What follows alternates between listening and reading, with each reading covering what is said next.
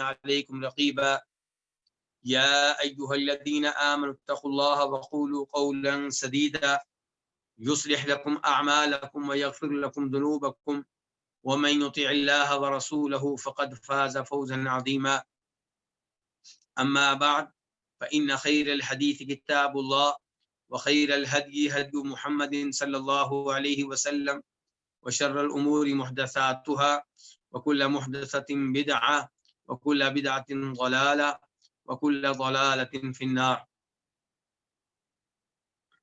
الوافی بما فی الصحیحین، یہ وہ کتاب ہے جو صحیح بخاری اور صحیح مسلم کی تمام احادیث پہ مشتمل ہے، لیکن اس کتاب میں احادیث کا تکرار نہیں ہے، اس لیے احادیث کی تعداد صرف 2000 کے قریب ہے۔ کتاب کے مؤلف نے اس کتاب کو کئی مقاصد میں تقسیم کیا ہے، جن کی مجموعی تعداد 10 ہے۔ ان میں سے تیسرا مقصد العبادات، یعنی کہ عبادات سے متعلقہ احادیث پہ مشتمل ہے، اور اس مقصد کے نیچے بہت سی کتب ہیں۔ ان کتب میں سے 11ویں کتاب الکتاب الحادی عشر الصوم، یہ 11ویں کتاب روزوں کے بارے میں ہے، اور اس کتاب کے نیچے کئی فصلیں ہیں۔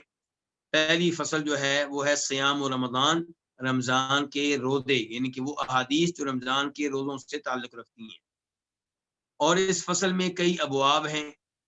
ان میں سے 2 باب ہم پڑھ چکے ہیں، تیسرا باب آج شروع کریں گے۔ باب صوموا لرؤیتہ وافطروا لرؤیتہ، کہ چاند کو دیکھ کر روزہ رکھو اور چاند کو دیکھ کر روزے ترک کرو۔ حدیث نمبر 702 قاف، اس حدیث کو اپنی کتاب میں جگہ دینے والے امام بخاری بھی ہیں اور امام مسلم بھی ہیں۔ عن ابن عمر رضی اللہ عنہما قال سمعت رسول اللہ صلی اللہ علیہ وسلم یقول اذا رأیتموه فصوموا واذا رأیتموه فافطروا فإن غم علیکم فاقدروا له۔ عبداللہ بن عمر رضی اللہ عنہما سے روایت ہے، وہ کہتے ہیں کہ میں نے رسول اللہ صلی اللہ علیہ وسلم سے سنا کہ آپ فرما رہے تھے کہ اذا رأیتموه فصوموا، جب تم اسے دیکھو تب روزہ رکھو۔ اسے دیکھو، کسے دیکھو؟ یعنی کہ رمضان کے چاند کو۔ جب رمضان کے چاند کو دیکھو تو تب روزے شروع کرو۔ وَإِذَا رَأَيْتُمُوهُ فَأَفْطِرُوا، اور جب تم اسے دیکھو تب روزے ترک کرو، یعنی کہ جب شوال کا چاند نظر آ جائے تب رمضان کے روزے ختم ہوں گے۔ ان 2 الفاظ پہ آپ غور کریں تو اس سے پتہ چلا کہ روزوں کا آغاز چاند دیکھ کر ہوگا، روزوں کا اختتام چاند دیکھ کر ہوگا۔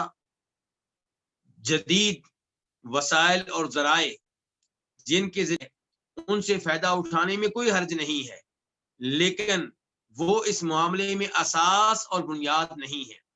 جب تک چاند نظر نہ آئے رمضان کے روزے شروع نہیں ہوں گے، الا یہ کہ شعبان کے 30 دن مکمل ہو چکے ہوں۔ شعبان کے 30 دن مکمل ہو جائیں، پھر چاند نظر آئے یا نہ آئے رمضان شروع ہو جائے گا۔ لیکن اگر شعبان کے 29 دن ہوئے ہیں اور چاند نظر نہیں آیا، ماہرین فلکیات کی یہ رائے ہے کہ چاند پیدا ہو چکا ہے اگرچہ نظر نہیں آیا، چاند جو ہے اس کا آغاز ہو چکا ہے اگرچہ نظر نہیں آیا، تو ان کی باتیں مان کر روزہ نہیں رکھا جائے گا۔ روزوں کا آغاز چاند دیکھ کر ہوگا، روزوں کا اختتام شوال کا چاند دیکھ کر ہوگا۔ فَإِنْ غُمَّ عَلَيْكُمْ، پس اگر تم پہ بادل چھا جائیں، اگر مطلع غبار آلود ہو، اگر تم پہ بادل چھا جائیں تو کیا کرو؟ فَاقْدُرُوا لَهُ، تو اس کے لیے اندازہ کر لو۔ اور فَاقْدُرُوا لَهُ کی وضاحت ایک اور روایت میں آئی ہے کہ پھر تم 30 دن مکمل کر لو۔ اگر اس دن جس دن آپ چاند دیکھنا چاہ رہے ہیں چاند نظر نہیں آتا، بادل ہیں، تو پھر آپ 30 دن مکمل کر لیں۔ شعبان کے ساتھ بھی ایسا ہی کریں اور رمضان کے ساتھ بھی ایسا ہی کریں، بلکہ دیگر مہینوں میں بھی یہی اصول چلے گا۔ یعنی کہ 29 دن ہو گئے اور آپ چاند دیکھ رہے ہیں، چاند نظر نہیں آیا، تو پھر آپ کیا کریں گے؟ 30 دن پورے کر لیں گے۔ حدیث نمبر 703 میم، اس حدیث کو اپنی کتاب میں جگہ دی ہے امام مسلم نے۔ عن سعد بن ابی وقاص رضی اللہ عنہ قال ضرب رسول اللہ صلی اللہ علیہ وسلم بیدہ علی الاخرى فقال الشهر هكذا وهكذا ثم نقص في الثالثة اصبعا۔ جناب سعد بن ابو وقاص رضی اللہ تعالیٰ عنہ سے روایت ہے، اور یہ ان 10 صحابہ کرام میں سے ایک ہیں جنہیں عشرہ مبشرہ کہا جاتا ہے، جن 10 صحابہ کرام کو نبی علیہ الصلوۃ والسلام نے ایک ہی مجلس میں جنت میں جانے کی خوشخبری دی تھی۔ تو قال، یہ سعد بن ابو وقاص کہتے ہیں ضرب رسول اللہ صلی اللہ علیہ وسلم بیدہ علی الاخرى، نبی علیہ الصلوۃ والسلام نے اپنے ہاتھ کو دوسرے ہاتھ پہ مارا۔ فقال، تو آپ نے کہا الشہر ہاکذا وہاکذا، مہینہ اس طرح ہوتا ہے اور اس طرح ہوتا ہے، یعنی کہ اشارے سے آپ نے کہا کہ مہینہ اس طرح ہوتا ہے۔ کتنے دن ہو گئے؟ 10 دن۔ پھر آپ نے کہا ہاکذا، اس طرح ہوتا ہے، کتنے دن ہو گئے؟ 20۔ ثم نقص فی الثالثۃ اصبعا، تیسری بار جب آپ نے دونوں ہاتھوں کا اشارہ کیا تو ایک انگلی کی کمی کر دی، ایک انگلی کو کم کر دیا، یعنی کہ 10 کی 10 انگلیوں کو کھڑا نہیں کیا بلکہ 9 کو کھڑا کیا۔ مثال کے طور پہ یہ دیکھیں، ایک انگلی بند کر لیں یا یہ انگوٹھا بند کر لیں، تو اب ایسے ہو گویا کہ آپ بتانا چاہ رہے ہیں کہ مہینہ 29 دن کا ہوتا ہے۔ اور یہاں پہ یہ روایت مختصر طور پہ آئی ہے، ورنہ اگر اس روایت کو تفصیل کے ساتھ پڑھا جائے تو پتہ چلے گا کہ نبی علیہ الصلوۃ والسلام نے یوں کہا تھا کہ مہینہ اس طرح ہوتا ہے۔ 3 دفعہ اشارے کیے دونوں ہاتھوں کی 5 انگلیوں کو کھول کر، کتنے دن ہو گئے؟ 30 دن۔ اور دوسری بار پھر آپ نے یوں کہا تھا کہ یہ اس طرح اور پھر اس طرح، اب 29 دن ہو گئے۔ گویا کہ آپ کہنا چاہ رہے ہیں کہ مہینہ کبھی 30 دنوں کا ہوتا ہے اور کبھی 29 دن کا ہوتا ہے۔ تو یہاں پہ جناب سعد بن ابو وقاص رضی اللہ تعالیٰ عنہ کہہ رہے ہیں کہ رسول اللہ صلی اللہ علیہ وسلم نے اپنے ہاتھ کو دوسرے ہاتھ میں مارا تو آپ نے کہا کہ مہینہ اس طرح ہوتا ہے اور اس طرح ہوتا ہے، پھر تیسری بار آپ نے ایک انگلی کم کر دی۔ تو گویا کہ آپ بتانا چاہ رہے ہیں کبھی مہینہ 29 دنوں کا ہوتا ہے، اور دوسری روایات سے پتہ چلتا ہے کہ آپ نے کہا تھا کبھی مہینہ 29 دنوں کا ہوتا ہے اور کبھی 30 دنوں کا۔ باب نمبر 4، اور اس آخری حدیث سے پتہ چل گیا کہ 30 سے اوپر کا نہیں ہوتا۔ اس کا مطلب یہ ہے کہ اگر 29 کو چاند نظر نہیں آیا تو آپ 30 کا بھی انتظار کریں، اور 30 کو بھی نظر نہ آئے تو اب چاند کے انتظار کی ضرورت نہیں ہے، کیونکہ مہینہ یا 29 کا ہوتا ہے یا 30 کا۔ باب نمبر 4، باب شہر عید لا ینقصان، عید کے دونوں مہینے کم نہیں ہوتے۔ عید کے 2 مہینے کون سے ہوتے ہیں؟ ایک رمضان، یہ عید الفطر والا مہینہ ہے، یعنی کہ جس کے بعد عید الفطر آتی ہے۔ دوسرے نمبر پہ ذوالحجہ، جس میں عید الاضحیٰ آتی ہے۔ تو آپ کہہ لیں عید کے دونوں مہینے کم نہیں ہوتے، اس کا کیا مطلب ہے؟ یہ آگے حدیث پڑھ کر ہم اس پہ گفتگو کرتے ہیں۔ حدیث نمبر 704 قاف، اس حدیث کے بیان کرنے پہ اتفاق ہے کس کا؟ امام بخاری کا اور امام مسلم کا۔ عن ابی بکرہ رضی اللہ تعالی عنہ، روایت ہے ابو بکرہ رضی اللہ تعالی عنہ سے، عن النبی صلی اللہ علیہ وسلم، وہ روایت کرتے ہیں نبی صلی اللہ علیہ وسلم سے، قال، آپ نے فرمایا، شہرانی لا ینقصانی، 2 مہینے ایسے ہیں جو کم نہیں ہوتے۔ شہر عید، کون سے 2 مہینے؟ عید والے 2 مہینے۔ پھر آپ نے ان کے نام بھی بتا دیے، رمضان و ذوالحجہ، یعنی کہ ماہ رمضان اور ماہ ذوالحجہ۔ تو یہ 2 مہینے کم نہیں ہوتے، یہ 2 مہینے کم نہیں ہوتے۔ اس کا مطلب کیا ہے؟ اس کا ایک مطلب یہ بیان کیا گیا ہے کہ یہ ممکن نہیں ہے کہ ایک سال میں یہ دونوں مہینے 29 دنوں کے ہوں۔ اگر ایک 29 کا ہوگا تو دوسرا 30 کا ہوگا. اگر رمضان 29 کا ہے تو ذوالحجہ 30 کا ہوگا, اور اگر رمضان 30 کا ہے تو ذوالحجہ ممکن ہے 29 کا ہو جائے. یعنی کہ دونوں مہینے 29 کے ہو جائیں گے ممکن نہیں ہے. ایک مطلب یہ بیان کیا گیا ہے. دوسرا مطلب یہ ہے کہ یہ دونوں مہینے اگرچہ ایام کے لحاظ سے کم ہو جائیں, اجر و ثواب کے لحاظ سے کم نہیں ہوتے. رمضان کے روزے کسی مسلمان نے رکھے 29 کے 29, اور چاند طلوع ہو گیا, عید آ گئی, اب یہ مہینہ کتنے دنوں کا رہا؟ 29 کا. تو تعداد کے لحاظ سے, ایام کی تعداد کے لحاظ سے 29 دنوں کا ہے, لیکن اجر و ثواب کے لحاظ سے کم نہیں ہوگا. جس نے 29 دن کے روزے رکھے ہیں اس کو 30 دن کے روزوں کا ثواب ملے گا. تو یہ دو مطلب بیان کیے گئے ہیں. ان میں سے دوسرا مطلب جو ہے وہ زیادہ یعنی کہ درست معلوم ہوتا ہے, کیونکہ یہ گارنٹی دینا کہ رمضان اور ذوالحجہ دونوں کام نہیں ہو سکتے یہ مشکل ہے. کہ بھی رمضان اور ذوالحجہ دونوں 29 کے ہو جائیں یہ ممکن نہیں ہے, تو یہ گارنٹی دینا ناممکن ہے. اس لیے صحیح بات یہ ہے کہ دونوں مہینے اجر و ثواب کے لحاظ سے کم نہیں ہوتے. اس کے بعد باب نمبر 5, باب بدء الصوم من الفجر, روزے کا آغاز کب سے ہوگا؟ فجر سے ہوگا. یعنی کہ روزے کا آغاز عشاء کے وقت سے نہیں ہوگا, مغرب کے وقت سے نہیں ہوگا, بلکہ فجر کے وقت سے ہوگا. اور شاید آپ لوگوں نے یہ بات سن رکھی ہو, اور یہ بات درست ہے کہ پہلی امتیں جب روزہ رکھا کرتی تھیں تو ان کے روزے کا آغاز عشاء کے بعد سے ہو جایا کرتا تھا, اور اگر کوئی عشاء سے پہلے سو جاتا تو اس کے ساتھ ہی اس کے نئے روزے کا آغاز ہو جاتا, اس کو کھانے پینے کی اجازت نہیں ہوتی تھی. جبکہ ہماری باری آئی تو فجر تک کھانے پینے کی اجازت ہے. پوری رات آپ کھانا کھا سکتے ہیں, پانی پی سکتے ہیں, اور آپ کے روزے کا آغاز فجر کے وقت سے ہوگا جب فجر طلوع ہو جائے گی. حدیث نمبر 705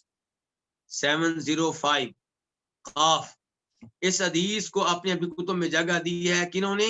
امام بخاری نے اور امام مسلم نے.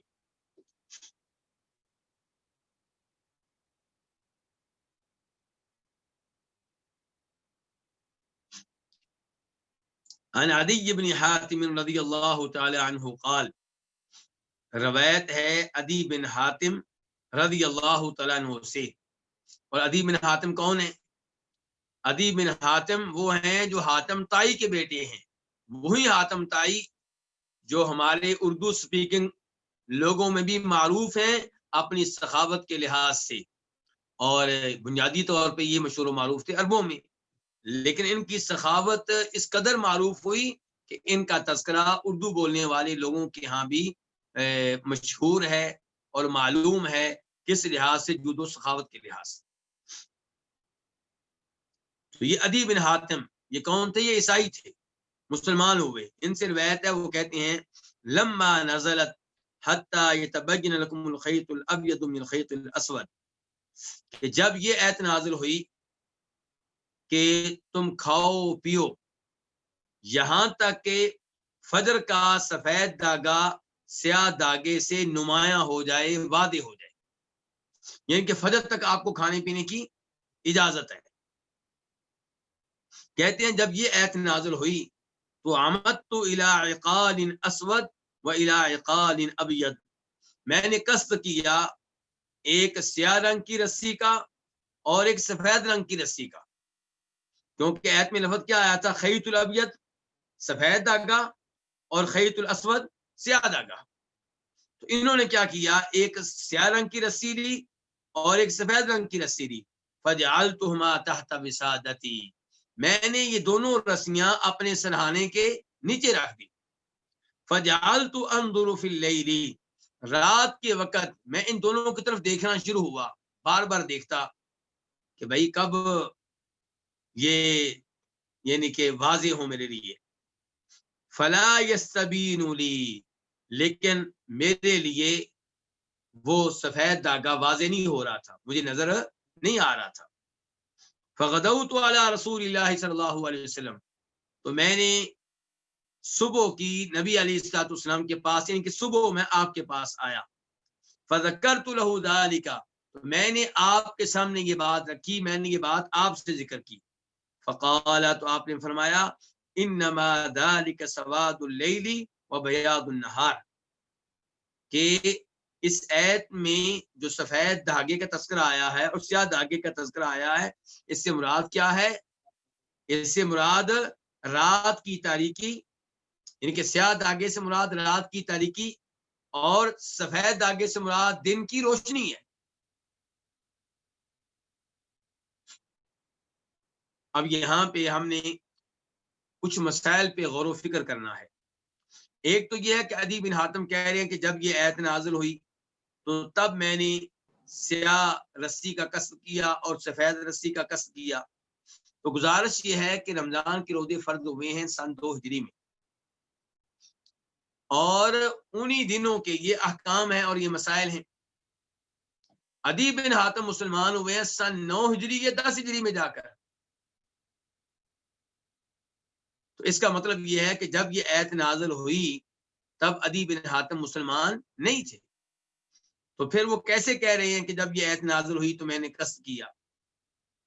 تو اس کا مطلب علماء کرام نے یہ بیان کیا ہے کہ وہ کہنا چاہتے ہیں کہ جب یہ آیت نازل ہوئی اس کے بعد جب میں مسلمان ہوا، میں نے یہ آیت سنی، تو سننے کے بعد میں نے قصد کیا سیاہ رسی کا اور سفید رسی کا، اور پھر میں رات کو دیکھنے لگا، لیکن سفید رسی، سفید جو دھاگا تھا وہ میرے لیے رات کو واضح نہیں ہوا، مجھے نظر نہیں آیا.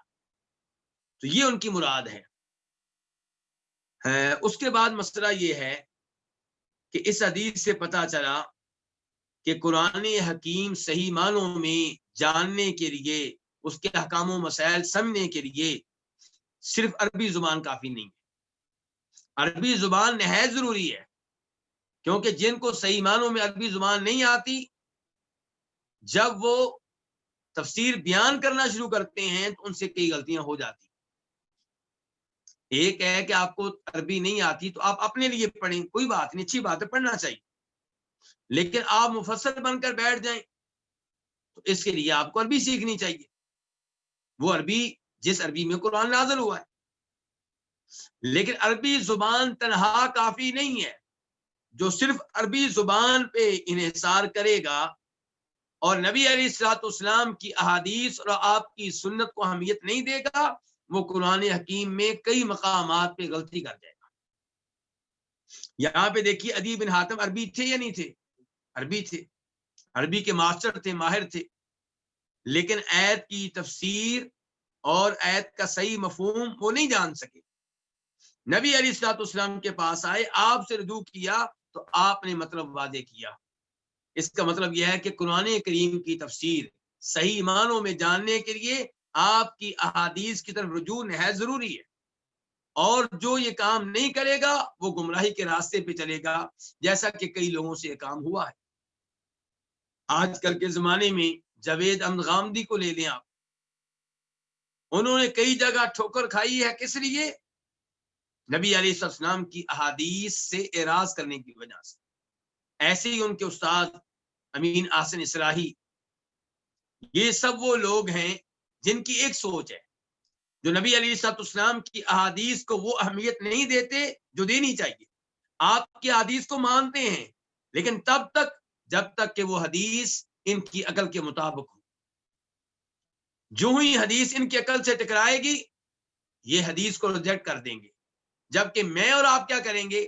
میں اور آپ کہیں گے میری عقل جو ہے وہ کمزور ہے، وہ ناقص ہے، حدیث سچی، میری عقل جھوٹی. تو اس حدیث سے بھی پتا چلا کہ نبی علیہ السلام کی احادیث کی طرف رجوع کرنا نہایت ضروری ہے قرآن کریم کی درست تفسیر جاننے کے لیے. اور اس حدیث سے یہ بھی پتا چلا کہ صحابہ کرام کی عادت تھی، ان کا یہ معمول تھا کہ جب انہیں قرآن حکیم سمجھنے میں اور اس پہ عمل کرنے میں کوئی مشکل پیش آتی تو وہ آپ سے رجوع کیا کرتے تھے. تو اس سے ہمیں یہ مسئلہ معلوم ہوگا کہ قرآن حکیم سمجھنے کے لیے، دین اسلام سمجھنے کے لیے سلف صالحین کی طرف رجوع کرنا نہایت ضروری ہے۔ صحابہ کرام رضوان اللہ علیہم اجمعین، تابعین، تبع تابعین، ان کے اقوال کو سامنے رکھ کر قرآن حکیم کو سمجھنے کی کوشش کرنی چاہیے۔ اس میں کوئی شک و شبہ نہیں کہ صحابہ کرام معصوم نہیں ہیں، تابعین تبع تابعین معصوم نہیں ہے، لیکن وہ ایک رائے پہ جب اجماع کر لیں، اتفاق کر لیں، تو پھر ان کی رائے کو بہت زیادہ اہمیت دی جائے گی۔ اگر وہ اجماع ثابت ہو جائے تو اسے لیا جائے گا۔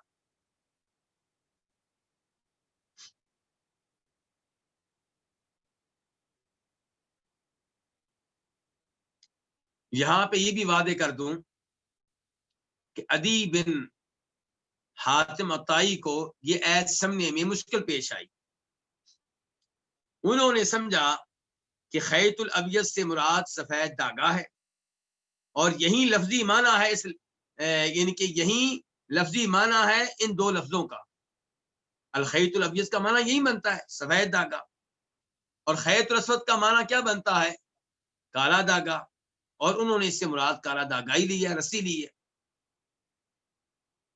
لیکن نبی علیہ السلام نے ان کی اصلاح فرمائی ہے۔ اصل میں عدی بن حاتم بعد والے کے لفظ پہ غور نہیں کر سکے۔ وہ کیا ہے؟ الخیط الابیض من الخیط الاسود من الفجر، فجر کا سفید داغا۔ تو فجر کا سفید داغا کیا ہوتا ہے؟ فجر کی سفید روشنی۔ تو من الفجر کے لفظ نے وعدے کر دیا تھا کہ الخیط الابیض سے کیا مراد ہے۔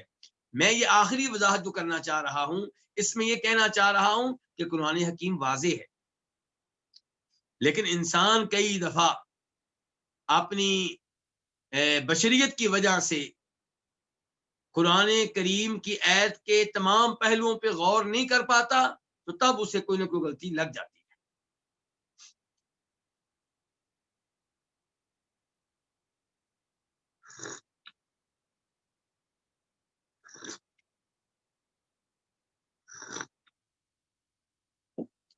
اس کے بعد حدیث نمبر 706 قاف، اس حدیث کے بیان کرنے پہ بھی اتفاق ہے کس کا؟ امام بخاری کا اور امام مسلم کا۔ عن عبداللہ بن عمر رضی اللہ عنہما ان رسول اللہ صلی اللہ علیہ وسلم قال، جناب عبداللہ بن عمر رضی اللہ عنہما سے روایت ہے کہ بے شک رسول اللہ صلی اللہ علیہ وسلم نے فرمایا، ان بلالا یؤذن بلیل، بلال، بے شک بلال اذان دیتے ہیں رات کے ٹائم۔ فکلوا واشربوا، تو تم کھاتے رہو اور پیتے رہو، یعنی کہ بلال کی اذان کی پرواہ نہ کرو۔ یہ نہیں سوچنا کہ اذان ہوگی اب کھانا پینا بند ہو گیا، بلکہ بلال کی اذان فجر کے ٹائم نہیں ہوتی بلکہ رات کے وقت ہوتی ہے، چاہے وہ فجر سے 1 گھنٹہ پہلے ہوتی ہے یا آدھا گھنٹہ پہلے ہوتی ہے یا پون گھنٹہ پہلے ہوتی ہے، جب ہوتی ہے وہ رات ہوتی ہے۔ تو فرمایا بلال اذان دیتے ہیں رات میں، فکلوا واشربوا، تم کھاتے رہو پیتے رہو، یعنی کہ اذان، بلال کی اذان سن لینے کے باوجود تم کھاتے پیتے رہو، تمہیں کھانے پینے کی اجازت ہے۔ حتی ینادی ابن ام مکتوم، یہاں تک کہ اذان دیں کون؟ ابن ام مکتوم، یہ نبینا صحابی تھے۔ فرمایا جب وہ اذان دیں، اب ہے فجر کی اذان، اب کھانا پینا کیا ہو جائے گا؟ بند ہو جائے گا، اب کھانے پینے کا عمل رک جائے گا۔ یہاں پہ آیا ہے کہ پہلی اذان کون دیتے ہیں؟ بلال، اور دوسری اذان کون دیتے ہیں؟ ہاں، ابن ام مکتوم۔ اور کچھ روایات میں آیا ہے کہ پہلی اذان دیتے ہیں ابن ام مکتوم اور دوسری اذان دیتے ہیں بلال، اور دونوں احادیث سند کے لحاظ سے ٹھیک ہیں۔ تو کیا ہم کہیں گے کہ احادیث میں تضاد ہے جیسا کہ منکرین حدیث کہتے ہیں؟ نہیں، یہ درست طریقہ نہیں ہے۔ نبی علیہ الصلوۃ والسلام سے جو حدیث ثابت ہو جائے اس میں اور قرآن میں تضاد نہیں ہو سکتا۔ آپ سے 2 حدیثیں ثابت ہو جائیں تو ان کا آپس میں تضاد نہیں ہو سکتا، تو پھر کیا یہاں پہ کیا کہیں گے ہم؟ تو گزارش یہ ہے کہ نبی علیہ الصلوۃ والسلام ان کی یوں محسوس ہوتا ہے کہ باری تبدیل کرتے رہتے ہوں گے، کبھی بلال پہلی اذان دیتے ہوں گے، ابن ام مکتوم دوسری، اور کبھی ابن ام مکتوم پہلی اور بلال دوسری. تو دونوں احادیث اپنی جگہ پہ بالکل ٹھیک ہے.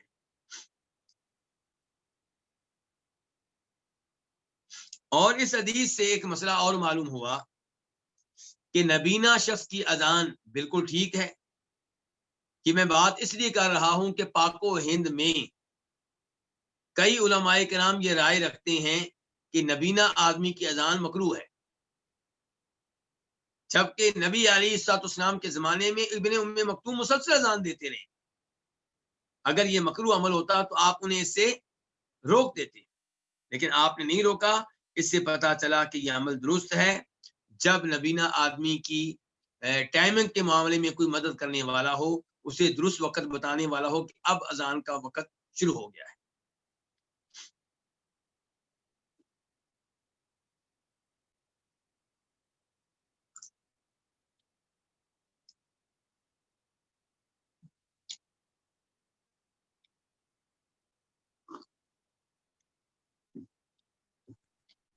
اس کے بعد باب نمبر 6، باب متى یفطر الصائم، روزے دار کب روزہ افطار کرے گا، کب روزہ کھولے گا. حدیث نمبر 707 707 قاف. اس حدیث کے بیان کرنے پہ اتفاق ہے کس کس کا؟ امام بخاری کا اور امام مسلم کا. عن عمر بن الخطاب رضی اللہ عنہ قال قال رسول اللہ صلی اللہ علیہ وسلم اذا اقبل الليل منها هنا وادبر النهار منها هنا وغربت الشمس فقد افطر الصائم. عمر بن خطاب رضی اللہ عنہ سے روایت ہے، وہ کہتے ہیں کہ رسول اللہ صلی اللہ علیہ وسلم نے فرمایا کہ جب رات آئے ادھر سے، کدھر سے؟ ان کے مشرق کی جانب سے. جب مشرق کی جانب سے رات آ جائے، وَأَدْبَرَ النَّهَارُ مِنْهَا هُنَا، اور دن چلا جائے ادھر سے، کدھر سے؟ مغرب کی جانب سے. وَغَرَبَتِ الشَّمْسُ، اور سورج غروب ہو جائے، سورج کی ٹکیا غروب ہو جائے. فقد افطر الصائم، تو تحقیق روزے دار کے روزہ کھولنے کا وقت ہو گیا. تو کتنی چیزیں آپ نے یہاں پہ ذکر کی ہیں؟ 3 چیزیں. رات آ جائے مشرق کی جانب سے، دن چلا جائے مغرب کی طرف سے، اور سورج غروب ہو جائے. تینوں کام ہو جائیں تو اب روزے دار کے روزے افطار کرنے کا، روزہ کھولنے کا وقت ہو چکا. اب اس کو روزہ کھول لینا چاہیے، اب تاخیر نہیں کرنی چاہیے. یہ 3 لفظ آپ نے کیوں بولے ہیں؟ جب آپ نے کہہ دیا تھا کہ رات ادھر سے آ جائے، رات ادھر سے آ جائے اور دن ادھر سے چلا جائے، تو کیا یہ 2 لفظ کافی نہیں تھے؟ تو گزارش یہ ہے کہ کئی دفعہ ایسا ہوتا ہے کہ ابھی دن ہوتا ہے لیکن اندھیرا چھا جاتا ہے کسی وجہ سے. تو آپ نے اس لیے کہا کہ یہ کافی نہیں ہے کہ اندھیرا چھا گیا ہے. آپ یہ بھی دیکھ لیں کہ رات آ گئی ہے، دن چلا گیا ہے اور سورج غروب ہو گیا ہے، تو پھر جو ہے روزے دار کے روزہ کھولنے کا وقت ہوتا ہے. تو اس سے پتہ چل گیا کہ روزے کھولنے کا آغاز کب ہوگا، اور روزہ کھولتے ہوئے تاخیر نہیں کرنی چاہیے. جب سورج غروب ہو گیا تو اس کے بعد جلدی کرنی چاہیے. اگرچہ اس بارے میں حدیث آگے آ رہی ہے تو تفصیلی گفتگو وہاں پہ ہوگی.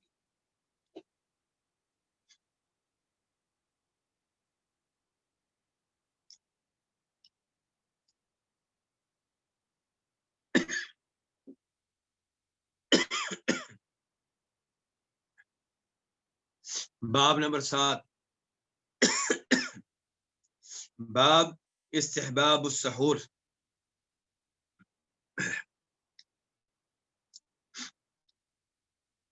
السحور کو آپ یہاں پہ سحور بھی پڑھ سکتے ہیں. اصل میں اگر آپ السحور پڑھیں گے، سین کے اوپر زبر پڑھیں گے، فتح پڑھیں گے، تو پھر یہ اس کھانے کو کہتے ہیں، ان چیزوں کو کہتے ہیں جو آپ سحری کے وقت کھاتے ہیں. اور سحور پڑھیں گے تو اس کا مطلب ہوگا سحری کرنا.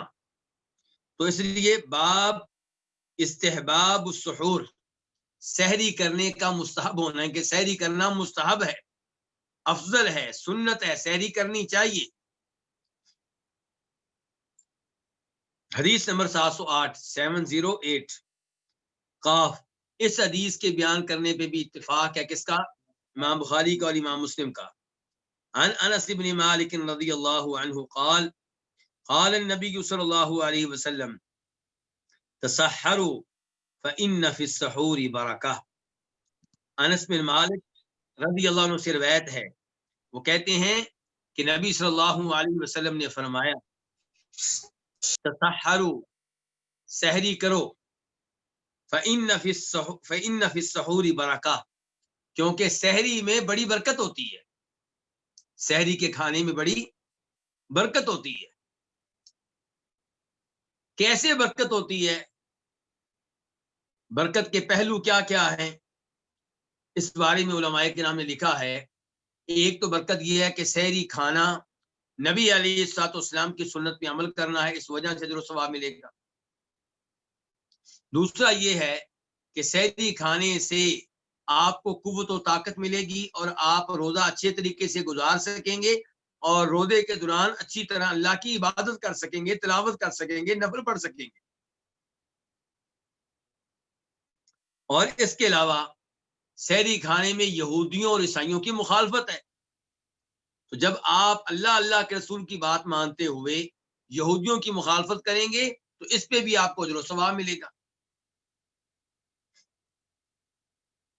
تو یہ چند مثالیں ہیں اس برکت کی جو سحری میں ہوتی ہے.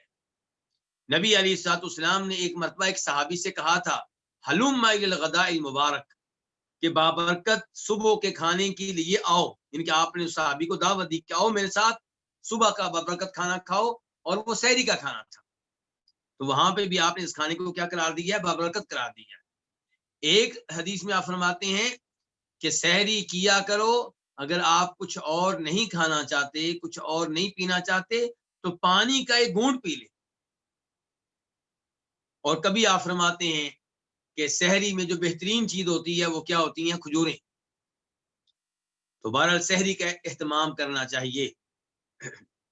اور یہ یاد رہے کہ سحری کا سے مراد یہ ہے کہ آپ فجر کی اذان سے کچھ دیر پہلے کھانا کھائیں یا پانی پی لیں. اگر کوئی آدمی عشاء کے بعد کھانا کھاتا ہے تو اس کو آپ سحری نہیں کہہ سکتے.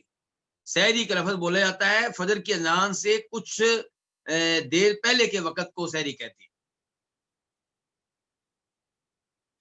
اور پھر سحری میں ایک فائدہ یہ بھی ہے کہ سحری کرنے والا آسانی سے فجر کی نماز جماعت کے ساتھ پڑھ لیتا ہے، وقت پہ مسجد میں پہنچ جاتا ہے، وقت پہ فجر کی سنتیں ادا کر لیتا ہے. تو یہ سارے وہ امور ہیں جو سحری کی برکت کا نتیجہ ہے.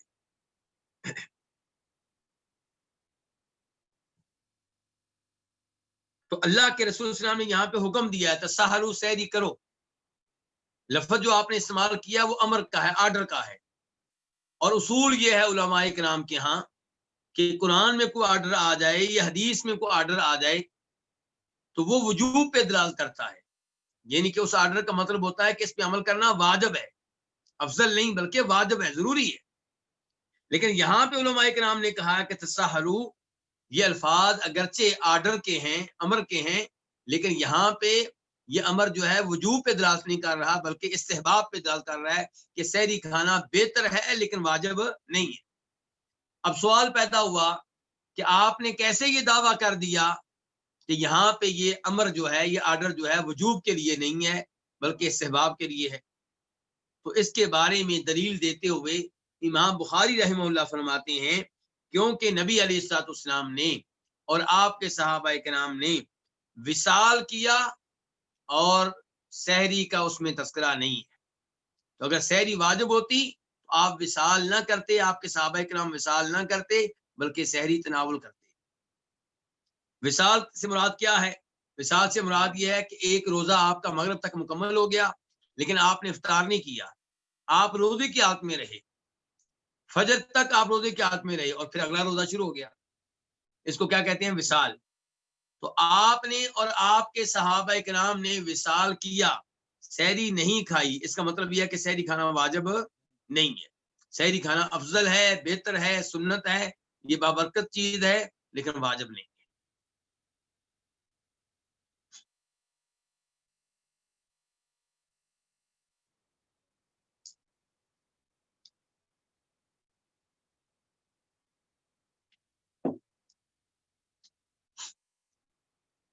باب نمبر 8، باب استحباب تعجیل الفطری، روزہ کھولنے میں جلدی کرنا مستحب ہے۔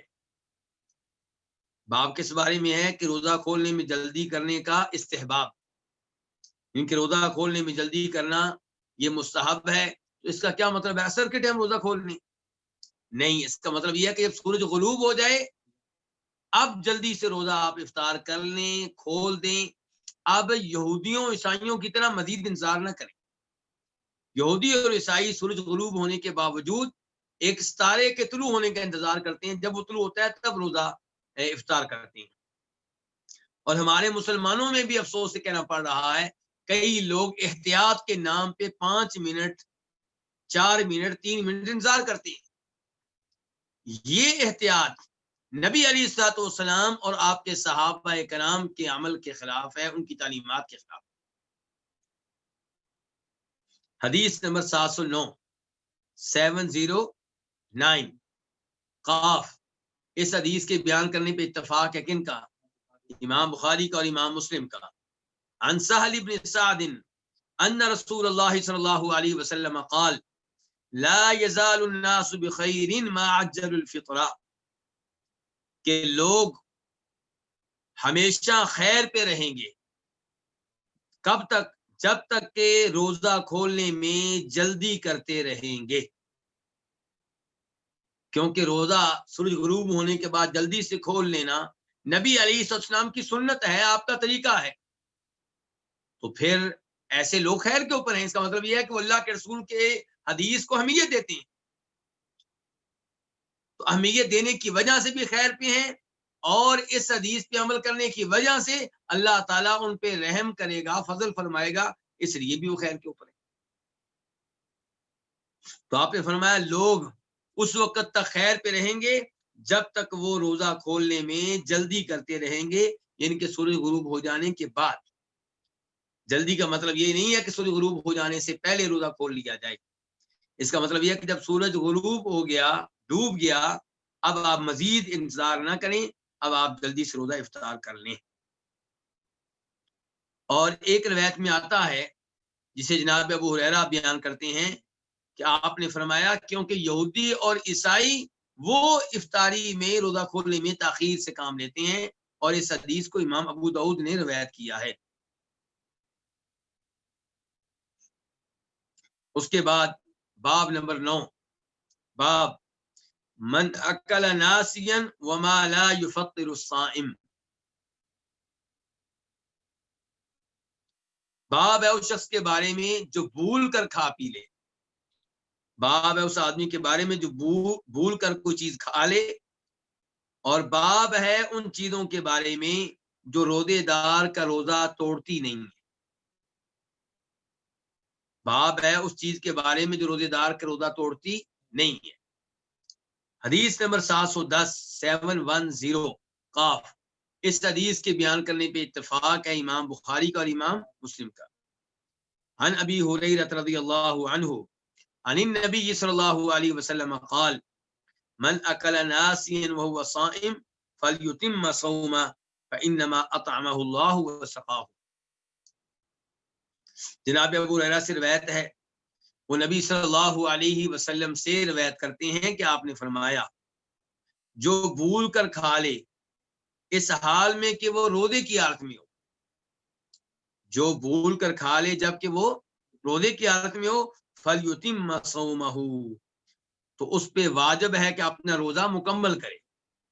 فإنما اطعمہ اللہ وسقاہ، کیونکہ اس کو اللہ نے کھلایا ہے اور اس کو اللہ نے پلایا ہے۔ اس حدیث سے ایک تو پتا چلا کہ جو بھول کر روزے کی حالت میں کوئی چیز کھا پی لے اس پہ کوئی گناہ نہیں ہے۔ دوسرے نمبر پہ پتا چلا کہ اس کے روزے کو بھی کوئی نقصان نہیں ہوا، اسی لیے آپ کہہ رہے ہیں کہ جس نے بھول کر کھا پی لیا وہ اپنے روزے کو مکمل کرے، اپنے روزے کو، اس کا مطلب ہے کہ اس کا روزہ اب بھی روزہ ہی ہے، برقرار ہے۔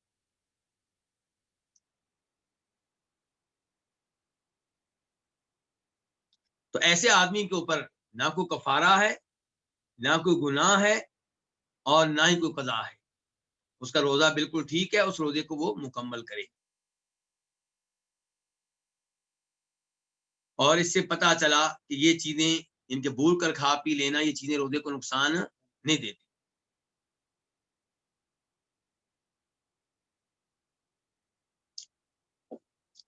اب تک جو ہم نے الفاظ پڑھے ہیں اس حدیث کے، اس میں بھول کر کھانے کا ذکر ہے، پینے کا ذکر نہیں ہے۔ تو اس کتاب کے رائٹر اور مؤلف شیخ صالح شامی کہتے ہیں زاد مسلم او شریبہ، کہ امام مسلم نے جب یہ حدیث بیان کی تو اس میں پینے کا تذکرہ بھی آیا ہے، او شریبہ کا او یا شریبہ پی لے۔ تو اب حدیث کیسے ہو جائے گی کہ جس نے بھول کر کوئی چیز کھا لی یا پی لی جب کہ وہ روزے کی حالت میں ہو، اس پہ واجب ہے کہ اپنے روزے کو مکمل کرے، کیونکہ اس کو اللہ نے کھلایا ہے اور اس کو اللہ نے پلایا ہے۔ شیخ صالح شامی کہتے ہیں کہ یہ اضافہ مسلم شریف میں آیا ہے، کہتے ہیں وہو روایت من البخاری، بلکہ یہ الفاظ امام بخاری کے ہاں بھی ایک روایت میں موجود ہیں۔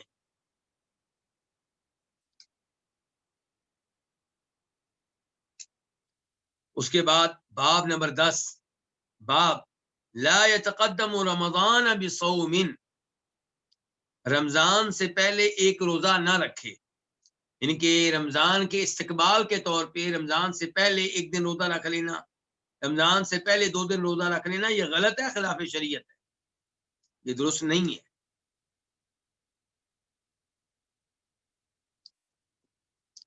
حدیث نمبر 711، 711 قاف، اس حدیث کے بیان کرنے پہ اتفاق ہے، کس کا؟ امام بخاری کا اور امام مسلم کا۔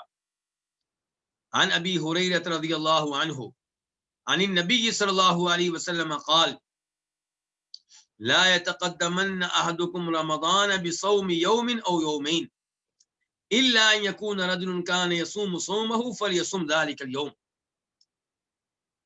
جناب ابو ہریرہ سے روایت ہے، وہ نبی صلی اللہ علیہ وسلم سے روایت کرتے ہیں کہ آپ نے فرمایا تم میں سے کوئی رمضان سے پہلے 1 یا 2 دن کے روزے نہ رکھے، تم میں سے کوئی بھی رمضان سے پہلے 1 دن کا روزہ نہ رکھے، او یومینی، یا 2 دنوں کا روزہ نہ رکھے، الا ان یکون رجل، سوائے اس آدمی کے، کان یصوم صومہ، جو اپنے روزے رکھتا تھا، فلیصم ذلک اليوم، تو وہ اس دن کا روزہ رکھ لے۔ اس کا کیا مطلب ہے؟ ایک تو یہ ہمیں پتا چل گیا کہ رمضان کے استقبال کے طور پہ رمضان سے 1 دن پہلے 2 دن پہلے روزے رکھنا کیا ہے؟ غلط ہے، اس کی اجازت نہیں ہے۔ دوسرے نمبر پہ آپ کہہ رہے ہیں لیکن ایک آدمی کو رمضان سے 1 دن پہلے 2 دن پہلے روزے رکھنے کی اجازت ہے، وہ کون سا آدمی ہے؟ جو پہلے سے اپنے روزے رکھتا ہے۔ اس کی مثال کیا ہوگی؟ ایک آدمی سوموار کا روزہ رکھتا ہے، ہر سوموار کا روزہ، اب رمضان سے 1 دن پہلے یعنی کہ 29 شعبان کو کیا ہے؟ سوموار ہے، تو ایسے آدمی کو روزہ رکھنے کی اجازت ہے۔ یا رمضان سے 1 دن پہلے جمعرات ہے اور کوئی آدمی ہر جمعرات کا روزہ رکھتا ہے، تو اس کو یہ روزہ رکھنے کی اجازت ہے۔ یا کسی آدمی کا یہ معمول ہے کہ وہ داؤدی روزہ رکھتا ہے، داؤدی روزہ کیا ہوتا ہے؟ 1 دن روزہ رکھنا اور 1 دن چھوڑ دینا۔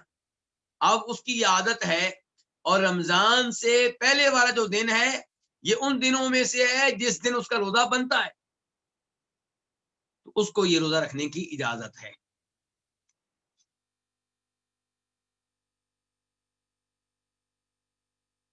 اچھا، اب سوال پیدا ہوتا ہے کہ شریعت کی طرف سے یہ پابندی کیوں؟ پہلی بات یہ ہے کہ ہمارا کام ہے بطور مسلمان آپ کے ہر آرڈر کو مان لینا، جس سے آپ نے روک دیا اس سے دور رہنا۔ اللہ کے رسول علیہ السلام نے اپنے آرڈر کی حکمت بتائی ہو یا نہ بتائی، اس میں کوئی شک و شبہ نہیں، اللہ کا آرڈر ہو یا اللہ کے رسول کا آرڈر، ہر آرڈر کے پیچھے کوئی نہ کوئی حکمت ہوتی ہے۔ یہ نہیں ہے کہ اللہ کا آرڈر ایسے ہی ہے۔ مثال کے طور پہ کئی بادشاہ ہوتے ہیں، وہ ایسے آرڈر جاری کر دیتے ہیں یہ ثابت کرنے کے لیے کہ میری بادشاہ چلے گی، میں جو بھی آرڈر دے دوں۔ اللہ رب العزت کا کوئی بھی ایسا آرڈر نہیں ہے جس کو بے حکمت کہا جائے کہ کسی حکمت کے بغیر. اللہ کے ہر آرڈر کے پیچھے کوئی نہ کوئی حکمت ہوتی ہے. جس چیز سے اللہ نے روکا اس کے پیچھے بھی کوئی نہ کوئی حکمت ہوتی ہے. اور نبی علیہ السلام کے آرڈر جو ہیں وہ بھی اللہ کی طرف سے ہوتے ہیں, تو اس لیے ان کے پیچھے بھی کوئی نہ کوئی حکمت ہوتی ہے. تو یہاں پہ کیا حکمت ہے؟ علماء کرام نے اس حکمت تک پہنچنے کی کوشش کی ہے. کچھ علماء کرام نے کہا اس لیے شریعت نے چاہا کہ رمضان کے روزے اتنے ہی رہیں جتنے رمضان کے ایام ہیں. رمضان سے ایک دن پہلے روزہ رکھ کے اس دن کو رمضان کے ساتھ ملایا نہ جائے. دوسرے نمبر پہ شریعت چاہتی ہے کہ رمضان کا روزہ رکھنے کے لیے قوت و طاقت مل جائے. آپ رمضان سے ایک دو دن پہلے روزے کے بغیر ہوں, کھانا کھا رہے ہوں, اور آپ کا جسم اتنی توانائی حاصل کر لے جو رمضان میں آپ کے کام آتی رہے.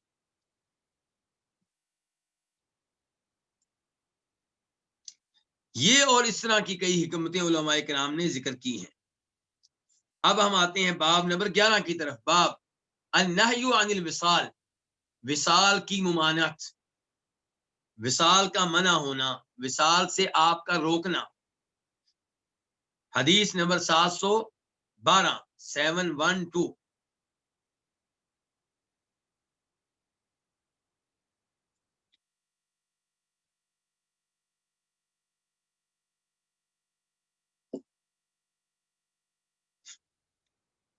قاف اس حدیث کے بیان کرنے پہ اتفاق ہے. کس کس کا؟ امام بخاری کا اور امام مسلم کا. عن ابی ہریرہ رضی اللہ عنہ قال, جناب ابو ہریرہ رضی اللہ عنہ سے روایت ہے, وہ کہتے ہیں کہ نہا رسول اللہ صلی اللہ علیہ وسلم عن الوصال فی الصوم, نبی صلی اللہ علیہ وسلم نے روزوں میں وصال سے روکا. وصال کا مطلب کیا ہوتا ہے پہلے بتا چکا ہوں.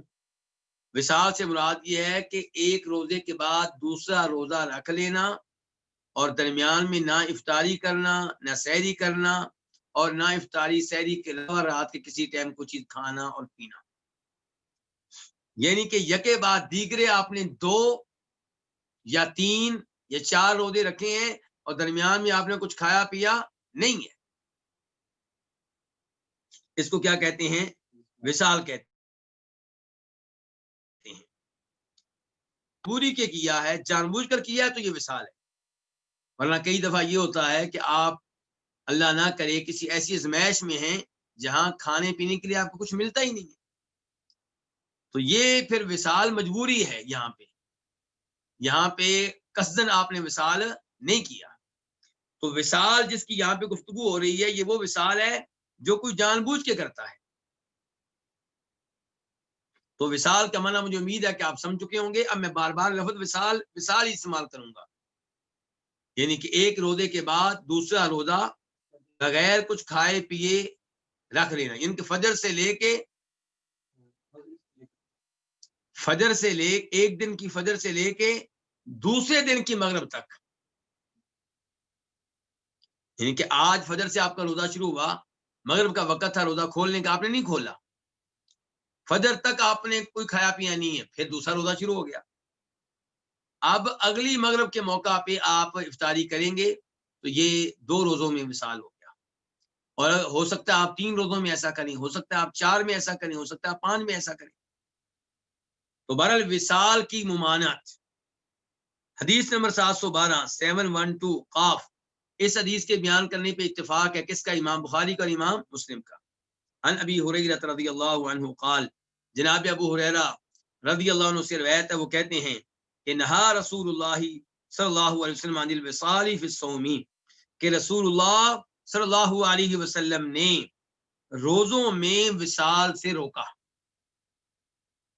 فقال له رجل من المسلمین, تو آپ سے مسلمانوں میں سے ایک آدمی نے کہا, انک تواصل یا رسول اللہ, یقیناً آپ وصال کرتے ہیں اللہ کے رسول. یعنی کہ آپ ہمیں وصال سے روک رہے ہیں, خود آپ وصال کرتے ہیں. اس کا مطلب یہ ہے کہ یہ جائز ہے. اس سے پتہ چلا صحابہ کرام کا عقیدہ کیا تھا کہ اللہ نے ایک ہی شریعت اتاری ہے نبی کے لیے اور امتی کے لیے. نبی صلی اللہ علیہ وسلم کے لیے اور امتی کے لیے شریعت ایک ہی اللہ نے اتاری ہے. اگر یہ عقیدہ غلط ہوتا تو نبی علیہ السلام صحابہ کے نام سے کہتے بھائی تمہاری شریعت اور ہے میری شریعت اور ہے. لیکن ہوا کیا کہ چند مسائل ہیں جن میں نبی علیہ السلام کو خصوصیت حاصل ہے. باقی جو شریعت امتی کے لیے ہے وہی آپ کے لیے ہے. چند مسائل ایسے ہیں جہاں آپ کے لیے حکم اور ہے, امتی کے لیے حکم اور ہے. مثال کے طور پہ 4 سے زیادہ شادیاں کرنا, اس کی امتی کو اجازت نہیں ہے, نبی اجازت تھی. تو جہاں پہ خصوصیت تھی, جہاں پہ آپ کا حکم امت سے مختلف تھا, وہاں پہ آپ نے بتا دیا, قرآن نے بتا دیا. اور جہاں پہ شریعت خاموش ہے وہاں پہ جو حکم امتی کا ہے وہی حکم نبی کا ہے صلی اللہ علیہ وسلم. تو شریعت کے آرڈر کے لحاظ سے وہاں پہ امتی اور نبی میں کوئی فرق نہیں ہے. یہ عقیدہ ہے صحابہ کرام کا. اسی لیے وہ کیا کہہ رہے ہیں, اللہ کے رسول آپ تو خود وصال کرتے ہیں. تو صحابی کیا کہنا چاہتے ہیں کہ جب آپ وصال کرتے ہیں اس کا مطلب ہے یہ جائز ہے, ممنوع نہیں ہے. صحابی کہنا چاہتے ہیں کہ جب آپ وصال کرتے ہیں تو ہمیں تو حکم دیا گیا کہ ہم آپ کے نقش قدم پہ چلیں, آپ کی پیروی کریں.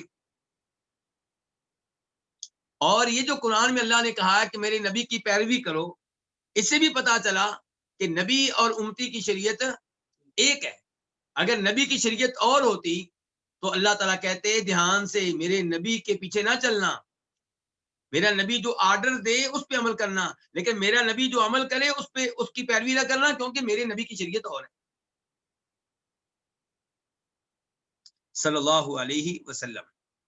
تو فقال له رجل المسلمین, مسلمانوں میں سے ایک آدمی نے آپ سے کہا انک تواصل یا رسول اللہ, یقیناً آپ وصال کرتے ہیں اللہ کے رسول. قال, تو آپ نے فرمایا وَأَيُّكُمْ مِثْلِي, تم میں سے کون ہے جو میرے جیسا ہے, تم میں سے کون ہے جو میری مثل ہے.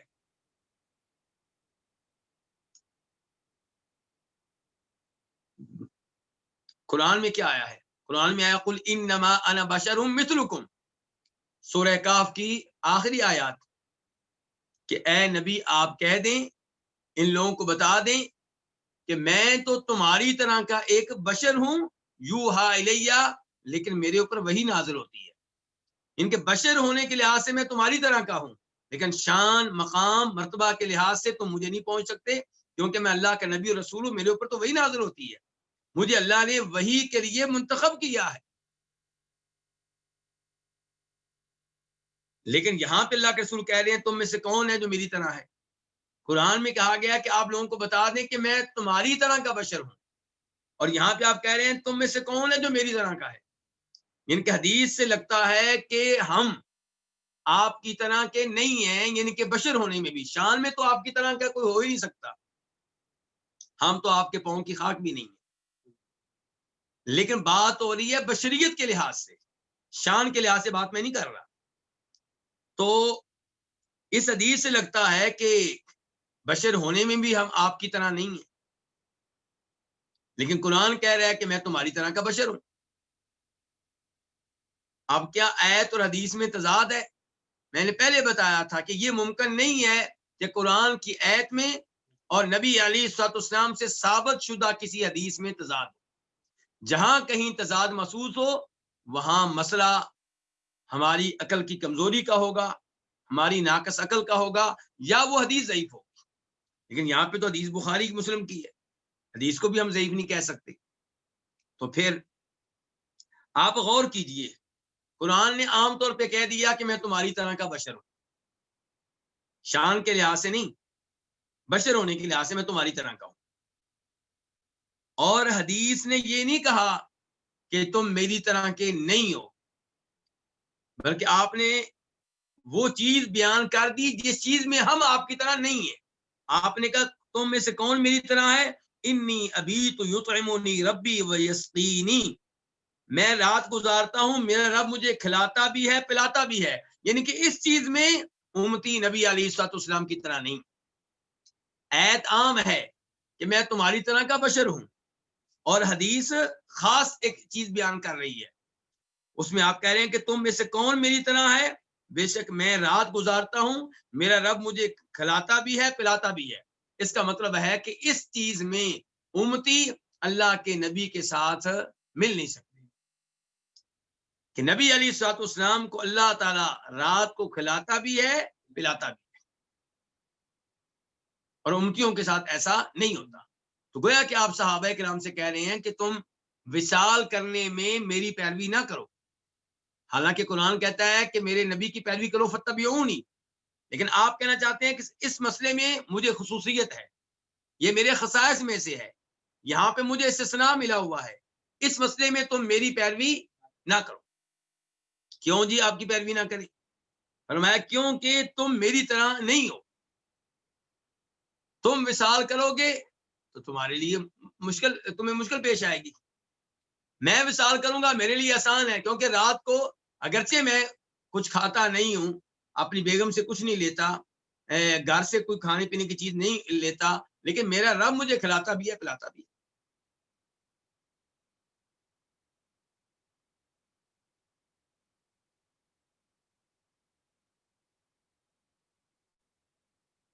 اور یہاں پہ یہ بات یاد رہے کہ چند امور میں نبی علیہ الصلوۃ والسلام کو خصوصیت حاصل ہے، ان کے علاوہ دیگر امور میں آپ بھی شریعت کے پابند تھے جیسے کہ آپ کے امتی شریعت کے پابند تھے، اسی لیے آپ ان لوگوں پہ ناراض ہو جاتے تھے جو آپ سے کہتے جی آپ کی تو بات ہی اور ہے، یعنی کہ شریعت کے اوپر عمل کرنے کے لحاظ سے آپ کی تو بات ہی اور ہے۔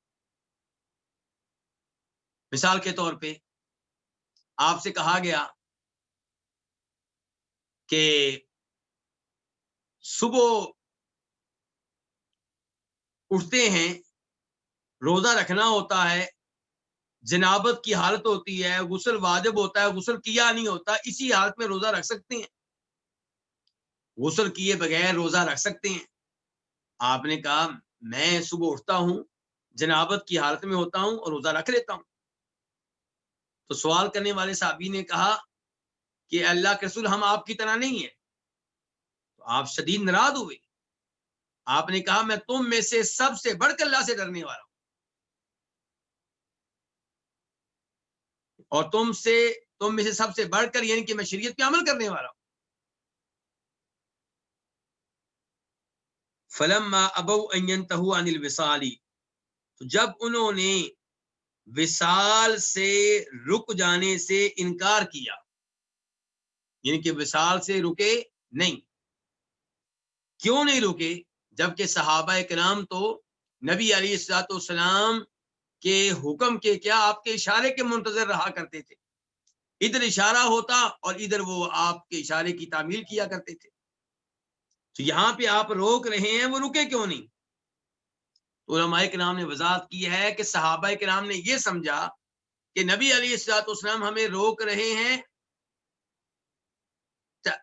ہمارے لیے وصال کو حرام قرار نہیں دے رہے، کیونکہ جب نبی علیہ الصلوۃ والسلام کسی چیز سے روکتے ہیں تو وہ چیز کیا ہو جاتی ہے؟ حرام ہو جاتی ہے، لیکن کبھی کبھی حرام نہیں ہوتی بلکہ وہ نہیں تنزیہ کے لیے ہوتی ہے، ان کو اس کا مطلب ہوتا ہے بہتر ہے کہ تم یہ کام نہ کرو۔ جیسے آرڈر کا لفظ عام طور پہ کس لیے ہوتا ہے؟ وجوب کے لیے، اور کبھی کبھی استحباب کے لیے، جیسا کہ میں نے مثال دی حدیث 708 میں، عام طور پہ آپ کا آرڈر ہوتا ہے وجوب کے لیے، کس پہ عمل کرنا واجب ہے، ضروری ہے، لیکن کبھی کبھی وجوب کے لیے نہیں ہوتا، لیکن جب وجوب کے لیے نہیں ہوتا تب وہاں پہ کوئی قرینہ ہونا چاہیے، کوئی دلیل ہونی چاہیے، ورنہ اصول یہ ہے کہ آپ کا ہر آرڈر وجوب کے لیے۔ ایسے جب آپ روکیں، پہلے میں نے بات کی ہے آپ کے حکم کی، اب آپ کسی چیز سے منع کریں، جب روکیں تو آپ کے روکنے کا مطلب یہ ہے کسی کام سے کہ یہ کام کرنا حرام ہے، یہ عام اصول ہے، لیکن کبھی کبھی آپ کی طرف سے روکنا اس لیے نہیں ہوتا کہ وہ حرام ہے، بلکہ اس لیے ہوتا ہے کہ وہ کام مکروہ ہے، وہ کام کرنا کیا ہے؟ مکروہ ہے، اور بہتر یہ ہے کہ تم وہ کام نہ کرو، ایسی نہیں کو کہتے ہیں تنزیہ کے لیے۔ تو صحابہ کرام نے یہ سمجھا کہ آپ کا روکنا یہاں پہ تنزیہ کے طور پہ، یعنی کہ آپ کہنا چاہتے ہیں کہ بہتر تمہارے لیے یہی ہے کہ تم وصال نہ کرو، تم نہیں کر سکتے۔ تو فلما ابو، تو جب انہوں نے فلما ابوا ينتهوا عن الوصال، جب انہوں نے وصال سے باز آنے سے انکار کیا تو واصل بهم یوما، آپ نے ان کے ساتھ ایک دن وصال کیا، ان کے خود بھی کیا، آپ تو پہلے بھی کرتے تھے، صحابہ کرام کو بھی کہا ٹھیک ہے کرو جی، تو ان کے ساتھ آپ نے ایک دن وصال کیا، ثم یوما، پھر ایک دن اور کیا، ثم رأوا الہلال، پھر انہوں نے کیا دیکھ لیا؟ چاند دیکھ لیا، یعنی کہ چاند نظر آ گیا ہوگا کس کا؟ شوال کا، رمضان کے روزے ختم ہو چکے ہوں گے، 2 روزے رہ گئے تھے، تو ایک دن وصال کیا آپ نے ان کے ساتھ، دوسرے دن کیا، پھر انہوں نے کیا دیکھ لیا؟ چاند، یعنی کہ چاند نظر آ گیا، فقال، تو آپ نے فرمایا لو تأخر لزدتکم، اگر چاند لیٹ ہو جاتا، یعنی کہ اگر ابھی 29 کی بجائے 30 کا ہو جاتا، چاند لیٹ ہو جاتا، لزدتکم، تو میں تمہیں مزید وصال کرواتا، میں تمہیں مزید وصال کرواتا۔ تو آپ نے یہ الفاظ کیوں کہے کہ اگر چاند لیٹ ہو جاتا تو میں تمہیں مزید وصال کرواتا؟ صحابی کہتے ہیں، ابو ہریرہ کہتے ہیں کتنکیری لہم، یہ الفاظ آپ نے ان سے کہے ان کو گویا کہ آپ ان کو سزا دینے والے، یہ وصال یعنی کہ آپ نے ان کے ساتھ کرنا تھا ان کو سزا دینے کے لیے کہ تم بعد نہیں آتے، آؤ پھر میدان میں کرو وصال، کرو میرا مقابلہ، کتنکیری لہم، آپ نے یہ الفاظ کہے ان کو سزا دینے کے لیے، ہی نہ ابو ان ينتهوا، جب کہ انہوں نے وصال سے باز آنے سے انکار کر دیا تھا، تو پھر آپ سزا دینے کے طور پہ ان کے ساتھ وصال کرتے رہے، اور مزید یہ بھی کہا کہ اگر چاند لیٹ ہو جاتا تو میں مزید تمہیں وصال کرواتا۔ تو بہرحال اس سے کیا پتا چلا کہ وصال کی اجازت نہیں ہے، اور یہ بھی پتا چلا کہ کچھ امور میں نبی علیہ الصلوۃ والسلام کو خصوصیت حاصل ہے، لیکن خصوصیت کا دعویٰ کرنے کے لیے دلیل چاہیے۔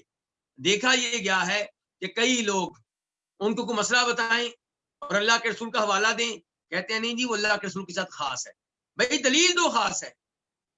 اصول یہ ہے کہ جو بھی حکم امتی کے لیے ہے وہی نبی کے لیے ہے صلی اللہ علیہ وسلم۔ ہم سے پوچھیں کیا دلیل ہے؟ کیونکہ اللہ نے کہا ہے میرے نبی کے نقش قدم پہ چلو۔ اگر نبی علیہ السلام کو خصوصیتیں حاصل ہیں تو اللہ کیوں کہہ رہے ہیں کہ میرے نبی کے نقش قدم پہ چلو؟ تو اس کا مطلب یہ ہے کہ عام حالات میں اللہ کے رسول نے جو بھی عمل کیا وہ ہم کریں گے، اس پہ عمل کرنا، اگر آپ نے جواز کے طور پہ کیا تو ہم جواز کے طور پہ کریں گے، اگر آپ نے استحباب کے طور پہ کیا ہم استحباب کے طور پہ کریں گے، اگر آپ نے وجوب کے طور پہ کیا ہم وجوب کے طور پہ کریں گے، اگر کسی کام سے آپ دور اس لیے رہے کہ وہ حرام ہے تو ہم بھی اس لیے دور رہیں گے کہ وہ حرام ہے، اگر کسی کام سے آپ اس لیے دور رہے کہ وہ مکروہ ہے تو ہم بھی اس لیے دور رہیں گے کہ وہ مکروہ ہے۔ لیکن جہاں پہ بتا دیا گیا کہ یہ چیز آپ کے ساتھ خاص ہے وہاں ہمارا حکم اور ہوگا اور نبی علیہ السلام کا حکم اور ہوگا۔ اور یہ بھی پتا چلا کہ آپ کے آرڈر پہ عمل کرنے میں ہی خیر ہے، آپ کے آرڈر پہ عمل کرنے میں خیر ہے، اور یہ بھی پتا چلا کہ آپ رحمت للعالمین تھے صلی اللہ علیہ وسلم، اسی لیے آپ صحابہ کرام کو وصال سے روک رہے تھے۔ آپ چاہتے تھے کہ اپنے آپ کو تنگ نہ کریں، ان کے لیے اتنا کافی ہے کہ فجر سے لے کے مغرب تک بھوکیں۔ اچھا اب یہاں پہ سوال یہ اٹھے گا کہ یہ جو آپ نے کہا کہ میرا رب مجھے کھلاتا ہے اور پلاتا ہے، تو کیا آپ کے لیے کوئی جنت سے کھانا آتا تھا؟ اس سے کیا مراد ہے؟ اس مسئلے پہ علماء کرام نے گفتگو کی ہے۔ کئی علماء کرام کہتے ہیں اس سے مراد یہ ہے کہ حقیقتاً آپ کے لیے کھانا آتا تھا جو آپ کھاتے تھے، اور کچھ علماء کرام نے کہا ہے اس سے مراد یہ ہے کہ اللہ تعالیٰ آپ کو ایسی توانائی دیتا تھا جو توانائی اس کو ملتی ہے جس نے کھانا کھایا، اور یہ دوسری رائے بہتر محسوس ہوتی ہے، اگرچہ بظاہر محسوس ہوتا ہے کہ ہم تعویل کر رہے ہیں، لیکن آپ اس حدیث کو دیگر احادیث کو جب ملائیں گے تو پھر آپ کو پتا چلے گا کہ یہی رائے بہتر ہے۔ کس لیے؟ اگر آپ کہتے ہیں کہ اللہ تعالیٰ حقیقتاً آپ کو کھانا بھیجتا تھا اور آپ کھانا کھاتے تھے اور پانی پیتے تھے، پھر وصال تو نہ ہوا۔ کھانا میں اپنے گھر سے کھاؤں یا کسی کے گھر سے آئے یا ڈائریکٹ آسمانوں سے آئے، جب کھانا کھا لیا تو وصال کس چیز کا؟ جبکہ آپ وصال کر رہے ہیں. اس کا مطلب یہ ہے کہ اس کھانے سے مراد حقیقتاً کھانا نہیں ہے، بلکہ اللہ تعالیٰ آپ کو وہ قوت دیتے تھے جو قوت اس آدمی کو ملتی ہے جس نے کھانا کھایا ہو اور جس نے پانی پیا ہو. اور اگر میں بھول نہیں رہا تو یہی رائے ہے حافظ ابن قیم رحمہ اللہ کی.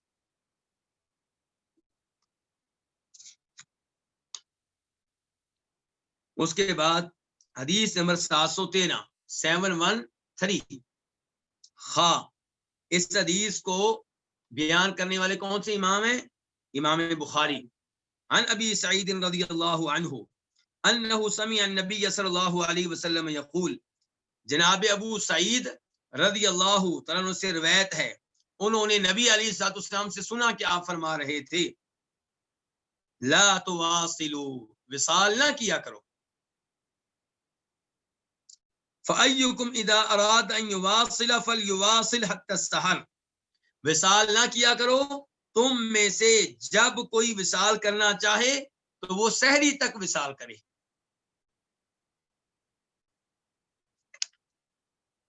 اس سے پتہ چلا کہ آپ نے مسلسل 2 روزے بیچ میں کچھ کھائے پیے بغیر رکھنے کی اجازت نہیں دی. اس وصال سے آپ نے روک دیا، لیکن آپ نے یہ اجازت دے دی ہے کہ فجر سے آپ کا روزہ شروع ہو، مغرب کے ٹائم آپ کچھ نہ کھائیں، لیکن اگلی فجر سے پہلے سحری کے وقت آپ کھا لیں. یعنی کہ آئندہ روزہ جو ہے وہ سحری کے ساتھ ہو. تو اس کی آپ نے اجازت دے دی ہے. آپ نے فرمایا لا تواصلوا، وصال نہ کرو تم میں سے جب کوئی وصال کرنا چاہے تو وہ وصال کرے حتی السحر، کب تک؟ سحری تک. قالوا، انہوں نے کہا، کنہوں نے؟ صحابہ کرام نے. فإنک تواصل یا رسول اللہ، بے شک آپ وصال کرتے ہیں اللہ کے رسول. قال، آپ نے فرمایا انی لست کہیئتکم، بے شک میں تمہاری طرح نہیں ہوں. تمہاری طرح نہیں ہوں، اس کی وضاحت کیا ہے؟ وہ فوراً وضاحت آ گئی ہے. انی ابیت لی مطعم یطعمنی وساقن یسقینی، بے شک میں رات گزارتا ہوں اس حال میں کہ مجھے ایک کھلانے والا کھلاتا ہے اور ایک پلانے والا پلاتا ہے. تو یہ حدیث اسی حدیث کے معنی میں ہے جو ہم پہلے پڑھ چکے ہیں. بس یہ ہے اضافہ کہ آپ نے وصال کرنے کی اجازت دی ہے کب تک؟ سحری کے وقت تک. سحری ضرور کریں اگلے روزہ کی، اور آپ کا وصال ایسا نہیں ہونا چاہیے کہ 2 روزے مسلسل آپ رکھیں. اس کے بعد باب نمبر 12، باب المباشرۃ والقبلۃ للصائم. المباشرہ کہتے ہیں جسم سے جسم لگانا، والقبلہ بوسہ دینا. یعنی کہ روزے دار کے لیے بیوی کے جسم سے جسم لگانا اور اسے بوسہ دینا یہ کیسا ہے، اس بارے میں یہ باب ہے. مباشرت کے 2 معنی ہوتے ہیں ہماری اردو زبان میں. اردو زبان میں کیا بلکہ آپ عربی میں کہیں، مباشرت کے 2 معنی ہوتے ہیں. ایک یہ ہے کہ مباشرت یعنی کہ باقاعدہ جمع کرنا، ہم بستری کرنا، اور ایک ہے مباشرت کا معنی جسم سے جسم لگانا. تو یہاں پہ مراد جسم سے جسم لگانا ہے، یہاں مباشرت سے مراد جمع کرنا نہیں ہے. حدیث نمبر 714 714 قاف. اس حدیث کو اپنی کتب میں جگہ دینے والے کون ہیں؟ امام بخاری اور امام مسلم. عن عائشہ رضی اللہ عنہا قالت، ام المؤمنین عائشہ رضی اللہ عنہ سے روایت ہے، وہ فرماتی ہیں کہ کان نبی صلی اللہ علیہ وسلم یقبل ویباشر وهو صائم، کہ نبی علیہ الصلوۃ والسلام بوسہ دیا کرتے تھے اور مباشرت کیا کرتے تھے، بدن سے بدن لگایا کرتے تھے جبکہ آپ روزے کی حالت میں ہوتے. وکان املککم لعربہ، اور آپ تم میں سے سب سے بڑھ کر اپنی خواہش پہ کنٹرول رکھنے والے تھے. اب یہ حدیث آپ لے لیں تو ہو سکتا ہے کوئی کہہ دے جی اللہ کے رسول کے ساتھ خاص ہے. جناب عائشہ بتا رہی ہیں لوگوں کو کہ نبی علیہ السلام بوسہ دیتے تھے روزے کی حالت میں اور جسم سے جسم بھی لگا لیا کرتے تھے. لوگوں کو کیوں بتا رہی ہیں؟ اسی لیے بتا رہی ہیں کہ یہی کچھ امت کے لیے ہے. لیکن ہو سکتا ہے کوئی آدمی کہے نہیں جی ایسی باتیں نہ کیا کریں، یہ تو نبی علیہ السلام کے ساتھ خاص ہے، تو ہم کیا کہیں گے کہ اللہ تعالیٰ کہتے ہیں فاتبعونی، میرے نبی کی پیروی کرو۔ اللہ تعالیٰ کہتے ہیں لقد کان لکم فی رسول اللہ اسوۃ حسنہ، کہ نبی علیہ السلام کی ذات میں تمہارے لیے بہترین نمونہ ہے۔ اگر ہم نے اپنی مرضی سے کہہ دینا جی یہ آپ کے ساتھ خاص ہے بغیر دلیل کے، تو پھر قرآن کی ان 2 آیتوں کا آپ کیا کریں؟ تو پتہ چلا کہ یہ چیز آپ کے ساتھ خاص نہیں ہے، یہی حکم امتی کے لیے بھی ہے، اور یہ چیز آپ کے ساتھ خاص نہیں ہے، اس کے مزید دلائل بھی میں دے دیتا ہوں۔ دلیل نمبر 1، جناب عمر فاروق رضی اللہ تعالی عنہ نبی علیہ السلام سے کہتے ہیں اللہ کے رسول میں بہت بڑی غلطی کر بیٹھا ہوں۔ آپ نے پوچھا بھی کیا غلطی کی ہے؟ کہنے لگے روزے کی حالت میں میں نے بیوی کو بوسہ دے دیا ہے۔ آپ نے کہا عمر مجھے یہ بتاؤ کیا روزے کی حالت میں تم کلی کر سکتے ہو؟ کہا جی اللہ کے رسول کلی تو کر سکتا ہوں۔ فرمایا اپنی بیگم کو بوسہ بھی دے سکتے ہو۔ اس حدیث کو امام ابو داؤد نے روایت کیا ہے اور شیخ البانی وغیرہ نے اس کو صحیح قرار دیا ہے۔ دوسری حدیث جسے امام مسلم روایت کرتے ہیں اور صحابی کا نام ہے عمر بن ابو سلمہ، ان کے ہماری ماں ام سلمہ رضی اللہ عنہ کے بیٹے عمر، وہ روایت کرتے ہیں، کہتے ہیں کہ میں نے نبی علیہ السلام سے سوال کیا، اور یہ عمر جو ہیں آپ کے بیٹوں کی جگہ پہ ہیں، کیونکہ جب آپ نے ام سلمہ سے شادی کر لی، ام المومنین ام سلمہ سے شادی کر لی، تو ان کے بچے آپ کے بچے بن گئے، اور یہ وہی عمر ہیں کون سے جو نبی علیہ السلام کے ساتھ کھانا کھا رہے تھے، خود ہی بتاتے ہیں تو میں کبھی کھانا پلیٹ میں سے ادھر سے پکڑتا کبھی ادھر سے پکڑتا، تو آپ نے کہا تھا عمر جب کھانا کھانے لگو سم اللہ، کیا کیا کرو؟ بسم اللہ پڑھا کرو، اللہ کے نام لیا کرو، وکل بیمینی کا، دائیں ہاتھ سے کھانا کھایا کرو، وکل مما یلی کا، اور پلیٹ میں سے اس جگہ سے کھاؤ جو تمہارے نزدیک ہے، تمہارے سامنے۔ تو یہ وہی عمر ہے۔ تو یہ نبی علیہ السلام سے مسئلہ پوچھ رہے ہیں کہ بیوی کو بوسہ دے سکتے ہیں کہ نہیں، کس حالت میں؟ روزے کی حالت میں، اور آپ کے بیٹوں کی جگہ پہ ہیں۔ تو پتہ چلا شریعت کے ایسے مسائل آپ علماء سے پوچھ سکتے ہیں، بلکہ پوچھنے چاہیے تاکہ آپ غلطی نہ کریں۔ ہم کیا کرتے ہیں؟ ہم شریعت کے ایسے مسائل پوچھتے ہوئے شرماتے ہیں، اور جو مولوی صاحب بیان کریں وہ بھی ہمیں عجیب نظر آتے ہیں، لیکن ویسے آپس میں ہم ساری گفتگو کرتے ہیں۔ تو یہ عمر جو ہے آپ سے سوال کرتے ہیں کہ کیا یہ کام کر سکتے ہیں کہ نہیں کر سکتے، تو آپ نے جو جواب دیا اس کا مفہوم اور خلاصہ یہ تھا کہ کام بالکل کر سکتے ہیں، بلکہ آپ نے کہ جواب کا مفہوم یہ تھا کہ میں اپنی بیویوں کے ساتھ ایسا کرتا ہوں۔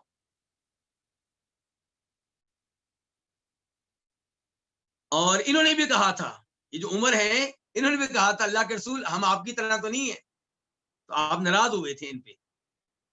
اور تیسرے نمبر پہ جناب عائشہ رضی اللہ عنہا سے سوال کیا گیا کہ روزے دار کے لیے اس کی بیوی کا کون سا حصہ حلال ہے، روزے دار بیوی کے ساتھ روزے کی حالت میں کیا کچھ کر سکتا ہے؟ تو انہوں نے کہا تھا کل شیء الا النکاح، جماع کے علاوہ، ہم بستری کے علاوہ بیوی ہر طرح اس کے خاوند کے لیے روزے کی حالت میں حلال ہے۔ اس کو امام عبدالرزاق نے روایت کیا اپنی مصنف میں۔ تو خلاصہ کلام یہ ہے کہ روزے کی حالت میں اپنی بیوی کو بوسہ دینا یا اس کے جسم کے ساتھ جسم لگانا یہ جائز ہے، لیکن یہاں پہ ایک اور روایت آپ کے سامنے رکھنا چاہوں گا جسے امام ابو داؤد اپنی سنن میں لے کر آئے ہیں، اور اس کا نمبر ہے 2387 جناب ابو ہریرہ ہیں، وہ کہتے ہیں کہ آپ علیہ السلام کے پاس ایک آدمی آیا اور اس نے اجازت مانگی روزے کی حالت میں بیوی کو بوسہ وغیرہ دینے کی، تو آپ نے اس کو اجازت دے دی۔ دوسرا آدمی آیا تو اس کو آپ نے اجازت نہیں دی بلکہ منع کر دیا۔ جناب ابو ہریرہ کہتے ہیں ہم نے غور کیا تو پتہ چلا جس کو اجازت دی تھی وہ بوڑھا تھا اور جس کو منع کیا تھا وہ نوجوان تھا۔ دوسری جانب امام ابن حزم کہتے ہیں کہ نبی علیہ الصلوۃ والسلام جناب عائشہ کو روزے کی حالت میں بوسہ دیتے ہیں، تو جناب عائشہ جوان تھی، بوڑھی تو نہیں تھی، کیونکہ اللہ کے رسول فوت ہوئے تو ان کی عمر 18 سال تھی۔ تو اس لیے اب کیا ہم کہیں گے آخر میں؟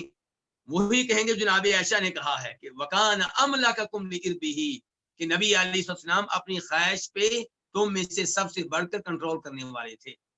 اس کا مطلب یہ ہے کہ جس کو پتا ہے میں بیوی کو بوسہ دوں گا تو معاملہ جماع تک، ہم بستری تک نہیں جائے گا، تو وہ بوسہ دے سکتا ہے، جسم کے ساتھ جسم بھی لگا سکتا ہے۔ لیکن جس کو خطرہ ہے کہ اگر میں بیوی کے ساتھ لیٹ گیا یا بوسہ دیا تو معاملہ آگے بڑھے گا، جماع ہو جائے گا، روزہ ٹوٹ جائے گا، اس کو دور رہنا چاہیے اور بیوی کے پاس نہیں جانا چاہیے، خصوصاً وہ لوگ جن کی شادی نئی نئی ہوئی ہوتی ہے، نوجوان ہوتے ہیں بالکل۔ اب یہاں پہ ایک اور سوال جو کئی لوگوں کے ذہنوں میں آ رہا ہوگا اور بھائی پوچھتے بھی رہتے ہیں کہ بیوی کو بوسہ دیتے ہوئے یا بیوی کے جسم کے ساتھ جسم لگاتے ہوئے اگر مزی کا پانی نکل آئے، مرد کا یا عورت کا، تو کیا روزہ ٹوٹ جائے گا؟ نہیں، اس سے روزہ نہیں ٹوٹتا۔ میں منی نہیں کہہ رہا، مزی کہہ رہا ہوں، ان کے وہ پانی جو لیس دار ہوتا ہے، ڈھیلا سا ہوتا ہے، اور میاں بیوی جب ایک دوسرے کے قریب بیٹھے ہوں یا ایک دوسرے کے بارے میں سوچ رہے ہوں تب نکلتا ہے، اور اتنا ڈھیلا سا نکلتا ہے کہ کئی دفعہ ان کو پتہ بھی نہیں چلتا، بعد میں پتہ چلتا ہے۔ البتہ اگر منی کا پانی نکل آئے، میاں بیوی ایک دوسرے کے کو بوسہ دے رہے ہیں، جسم کے ساتھ جسم لگا رہے ہیں، منی کا پانی نکل آئے، تو پھر کئی علماء کرام کے نزدیک، بلکہ اکثریت کے نزدیک، روزہ ٹوٹ جائے گا۔ اس لیے احتیاط کرنی چاہیے۔ اکثر علماء کرام کا یہ فتویٰ ہے کہ اگر میاں بیوی آپس میں بوس و کنار کر رہے ہیں اور منی کا پانی نکل آتا ہے تو اس سے روزہ کیا ہو جائے گا؟ ٹوٹ جائے گا۔ یہ اکثر کا فتویٰ ہے، میں یہ نہیں کہہ رہا کہ یہ راجح ہے، لیکن فتویٰ موجود ہے، اس لیے خبردار رہنا چاہیے۔ اس کے بعد باب نمبر 13، باب الصائم یصبح جنوبا، روزے دار جنابت کی حالت میں صبح کرتا ہے، یعنی کہ صبح میں داخل ہوتا ہے اس حال میں کہ وہ کیا ہے؟ جنابت کی حالت میں ہے، غسل اس پہ واجب ہے، غسل کیا نہیں ہے، اور فجر کے ساتھ ہی روزہ شروع ہو جانا ہے۔ آپ فجر کی اذان ہوئی اور آپ نے ابھی تک غسل نہیں کیا، اس کا مطلب ہے کہ آپ کا روزہ جب شروع ہوگا تب آپ جنابت کی حالت میں ہیں، تو ایسے روزے کا کیا حکم ہے؟ حدیث نمبر 715، 715 قاف۔ اس حدیث کو اپنی ابھی کتب میں جگہ دی کنہوں نے؟ امام بخاری نے، امام مسلم نے۔ عن عائشہ رضی اللہ عنہا قالت، ام المؤمنین عائشہ رضی اللہ عنہا سے روایت ہے، وہ کہتی ہیں کان النبی صلی اللہ علیہ وسلم یدرکہ الفجر جنوبا فی رمضان من غیر حلم فیغتسل ویصوم۔ جناب عائشہ سے روایت ہے، وہ کہتی ہیں کہ نبی علیہ الصلوۃ والسلام کو فجر پاتی جب کہ آپ کیا ہوتے؟ جنبی ہوتے۔ نبی علیہ الصلوۃ والسلام کو ان کے جب فجر طلوع ہوتی تو آپ اس وقت جنابت کی حالت میں ہوتے، یہ مطلب ہے۔ فجر کی اذان کا وقت ہوتا، فجر کی اذان شروع ہوتی تو آپ جنابت کی حالت میں ہوتے۔ اور مہینہ کون سا ہوتا؟ رمضان کا، فرض روزوں کا مہینہ۔ اور مزید پہلے میں ترجمہ کر دوں کہ نبی علیہ الصلوۃ والسلام کو فجر اس حال میں پاتی کہ آپ جنابت کی حالت میں ہوتے۔ رمضان میں ایسا ہوتا من غیر حلم، اور جنابت احتلام والی نہیں، احتلام کے بغیر، یعنی کہ میاں بیوی سے تعلق قائم کرنے کی وجہ سے جنابت۔ فیغتسل، تو آپ کیا کرتے؟ غسل کرتے، ویصوم، اور روزہ رکھتے۔ جناب عائشہ نے کیوں کہا ہے کہ احتلام کے بغیر؟ یعنی کہ اگر احتلام کی وجہ سے کوئی آدمی جنابت کی حالت میں ہے تو اس کا قصور نہیں ہے، وہ اٹھا تو دیکھا جناب کہ وہ تو جنابت کی حالت میں ہے، شلوار کو چیک کیا جنابت کی حالت میں ہے، تو یہ معاملہ تو اس کے اختیار میں نہیں ہے۔ لیکن جو بیوی سے تعلق قائم کرتا ہے اس کو تو پتا ہوتا ہے صبح میں نے روزہ رکھنا ہے۔ تو جناب ایسا یہ کہنا چاہتی ہیں کہ نبی علیہ الصلوۃ والسلام رمضان کے مہینے میں فجر طلوع ہوتی تو کئی دفعہ جنابت کی حالت میں ہوتے، فجر کی اذان کے بعد غسل کرتے اور روزہ بھی مکمل کرتے۔ یہاں پہ لفظ کیا بولا جناب عائشہ نے؟ احتلام کے بغیر۔ آپ جنابت کی حالت میں ہوتے احتلام کے بغیر۔ کیا نبی علیہ الصلوۃ والسلام کو احتلام ہوتا تھا؟ اس بارے میں کچھ علماء کرام کی رائے ہے کہ آپ کو احتلام نہیں ہوتا تھا. کیوں؟ کیونکہ احتلام کے پیچھے شیطان ہوتا ہے. تو نبی علیہ الصلوۃ والسلام احتلام کی حالت میں ہوتے تھے، اس کا مطلب یہ ہوگا کہ نعوذ باللہ آپ کے پیچھے شیطان تھا. اس لیے ان علماء کرام کی رائے یہ ہے کہ آپ کو احتلام نہیں ہوتا تھا. اور کچھ علماء کرام کہتے ہیں نہیں، بالکل آپ کو احتلام ہوتا تھا. کیوں؟ کیونکہ آپ بشر تھے، جیسے دیگر بشر ان کو احتلام ہوتا ہے، دیگر انسانوں کو احتلام ہوتا ہے، تو آپ کو بھی ہوتا تھا. جیسے باقی انسان پیشاب کرتے ہیں تو ایسے آپ بھی پیشاب کرتے تھے. جیسے دیگر انسان پخانہ کرتے تھے آپ بھی کرتے تھے. جیسے دیگر انسان کھانا کھاتے تھے آپ بھی کھاتے تھے. تو ایسے ہی احتلام کا معاملہ ہے.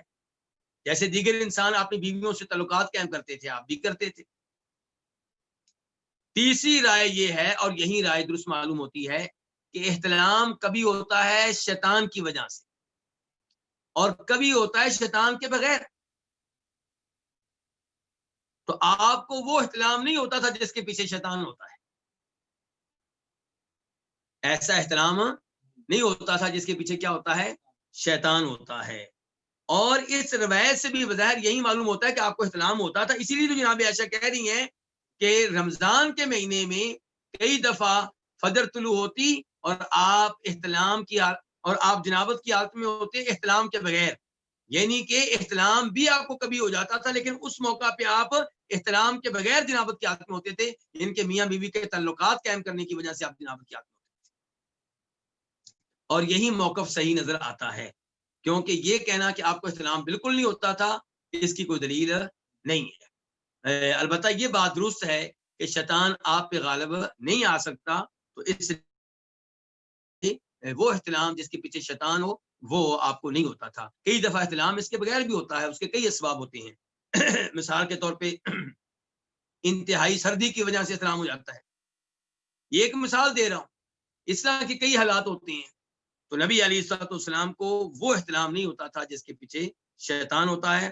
بر مسئلہ اس سے یہ ثابت ہو گیا کہ آدمی صبح اٹھے اور اس کے پاس ابھی نہانے کا ٹائم نہیں بلکہ سحری کھانے کا ٹائم ہے، اور وہ اتنا وقت ہے کہ وہ ایک ہی کام کر سکتا ہے.